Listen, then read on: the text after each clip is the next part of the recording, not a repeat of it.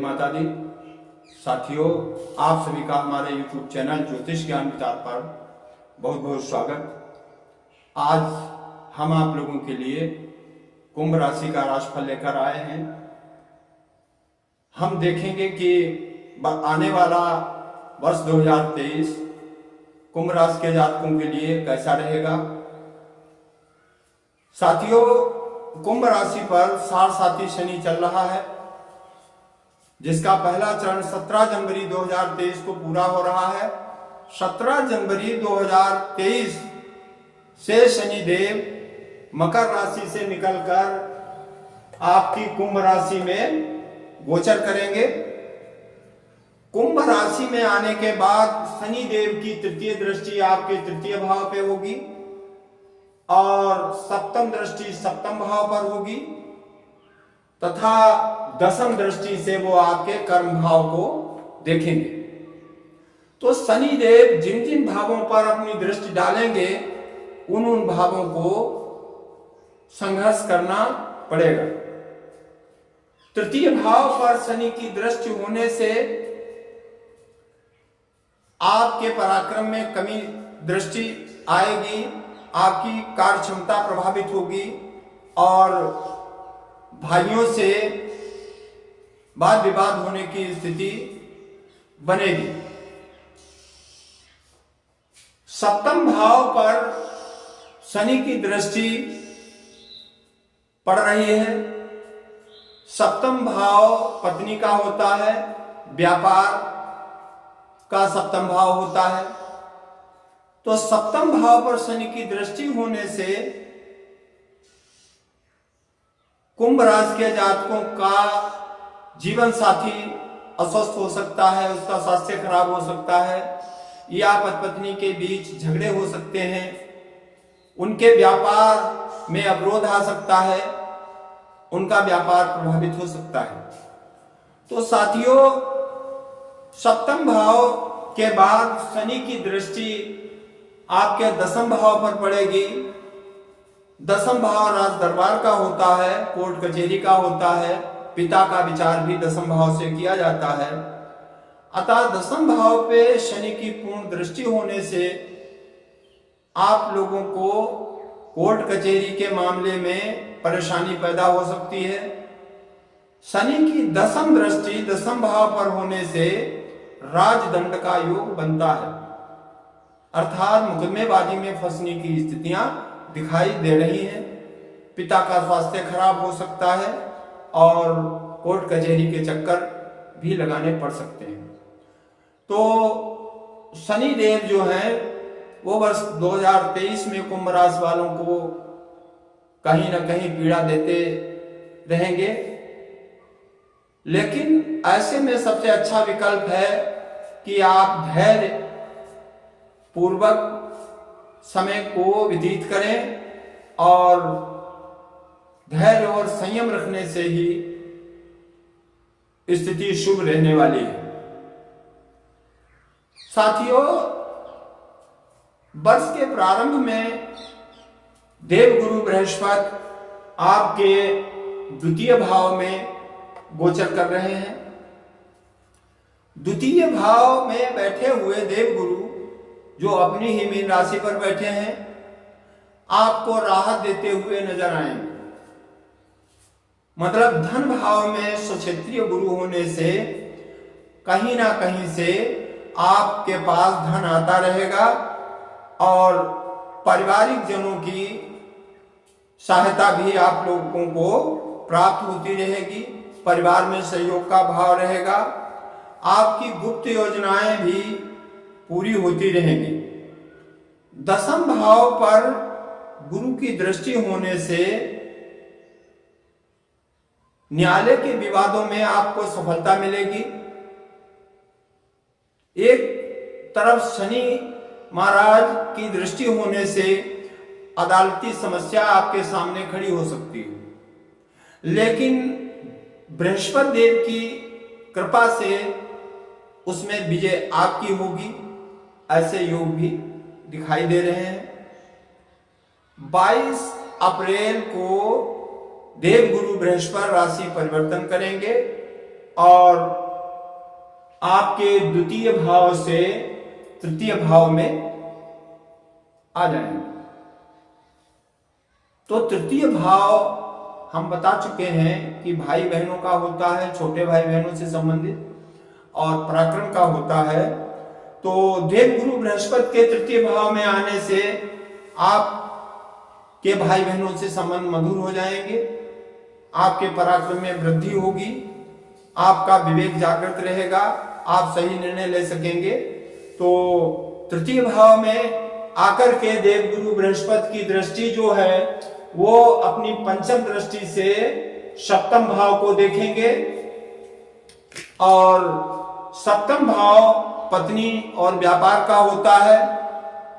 तो पत्नी का स्वास्थ्य ठीक हो जाएगा, व्यापार में वृद्धि के योग बनेंगे, आपके बिगड़े हुए काम बनने लगेंगे।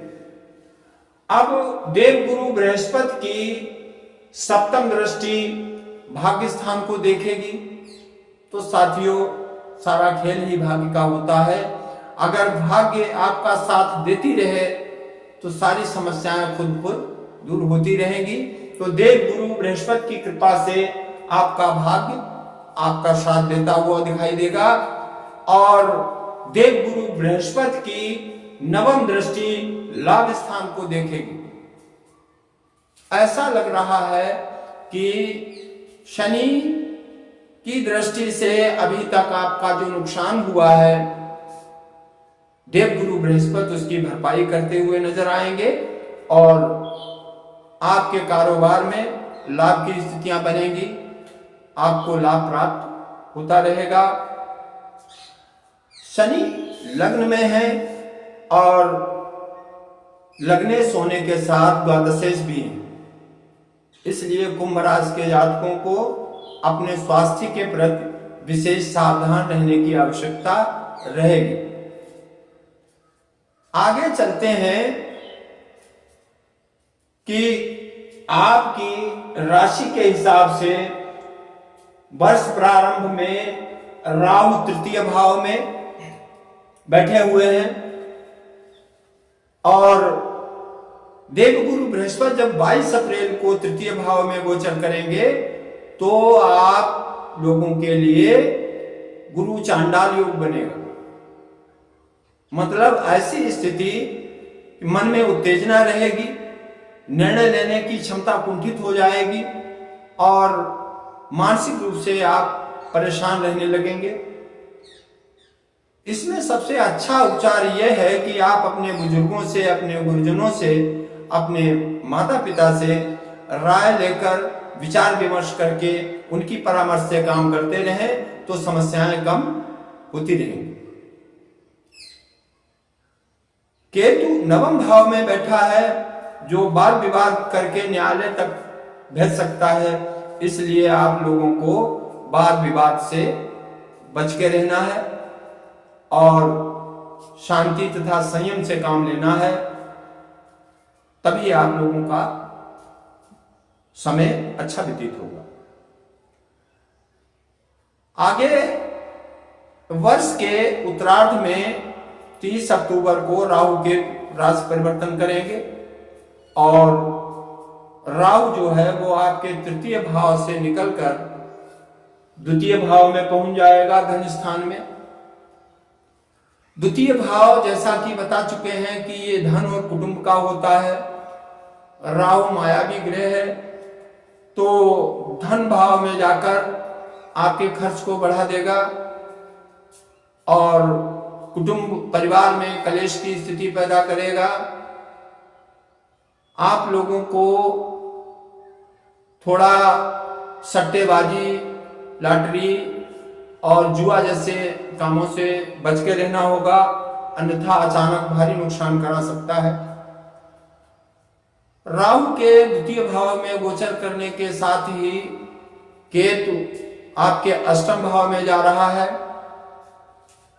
अष्टम भाव में जाकर केतु अक्सर बड़ी बीमारियां देता है, असाध्य बीमारियों को पैदा करता है, और इसलिए आप सभी को अपने स्वास्थ्य पर विशेष ध्यान रखना है। खान पान का विशेष ध्यान रखना है, अन्यथा अष्टम भाव का केतु अर्श आदि जैसी बीमारियों को पैदा कर सकता है। तो इस प्रकार शनि, गुरु, राहु और केतु का प्रभाव आप लोगों की राशि पर पड़ने वाला है। वर्ष 2023 कुंभ राशि के जातकों के लिए संघर्षपूर्ण रहने वाला है, लेकिन देव गुरु बृहस्पति की पूरे वर्ष कृपा प्राप्त होती रहेगी, इसलिए संघर्ष की स्थितियों में भी रास्ता निकलता रहेगा। अब हम देखते हैं कि क्रमशः मासिक स्थिति क्या रहने वाली है। तो वर्ष के प्रारंभ का महीना जनवरी जो है वो संघर्षपूर्ण रहेगा, इसमें धनहानि होने की संभावना नजर आ रही है, लेकिन मित्र और सहयोगियों का सहयोग आपको मिलता रहेगा। फरवरी में कुछ कार्य बनेंगे, अधिकारियों का सहयोग प्राप्त होगा, किंतु आपको स्वास्थ्य का ध्यान रखना पड़ेगा।